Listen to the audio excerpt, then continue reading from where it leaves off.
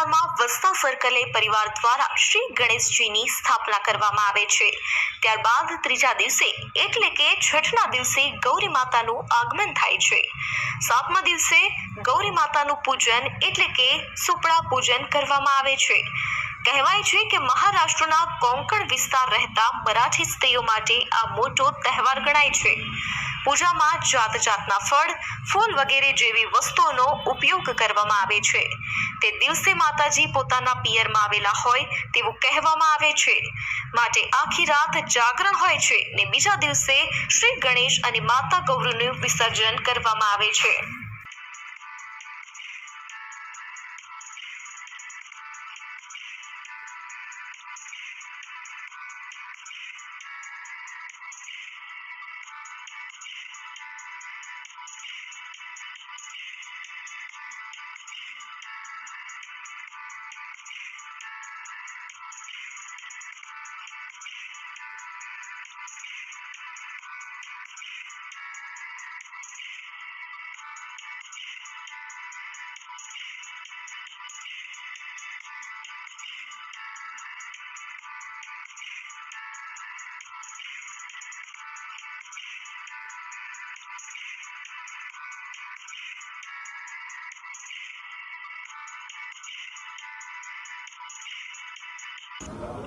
મારું નામ શાંતારામ વેણુસરકર, સિટી અમરાઈવાડી, અમદાવાદ।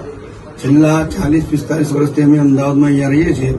અમારે આ ગણપતિ ગૌરી ઉત્સવ એ મહારાષ્ટ્રનો સૌથી મોટો ઉત્સવ છે અને તેમાં કોકણ ભાગનો એ સૌથી એકદમ મોટામાં મોટો, જેમાં સેન્ટ્રલ ગવર્મેન્ટમાં રાજ્ય સરકાર બધી ગવર્મેન્ટ કોકણમાં જવા માટેની તહેવારના દિવસેમાં બધી ટ્રાન્સપોર્ટેશનની, રેલવેની બધી સુવિધાઓ પૂરી પાડે છે।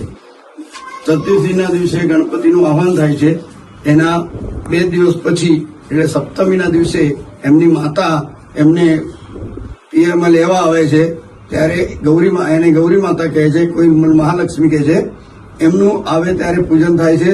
એમને ભાજીપાલા જે કે વનસ્પતિ એ અને ચોખાનો રોટલો ખવડાવવામાં આવે છે।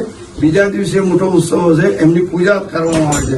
એ પૂજામાં સુપડા પૂજન એમ અમારે કોકણમાં કહેવામાં આવે છે અને એ સુપડામાં જેટલા મળે તેટલા વનસ્પતિ વસ્તુ, ફ્રૂટ, ફળ અને નારિયેળ એનાથી અને મહાલક્ષ્મીની ઓટી ભરવામાં આવે છે અને સૌ બહેનો મળીને પોતાના સૌભાગ્યની કામના કરે છે અને માતા પાસે આશીર્વાદ માંગે છે।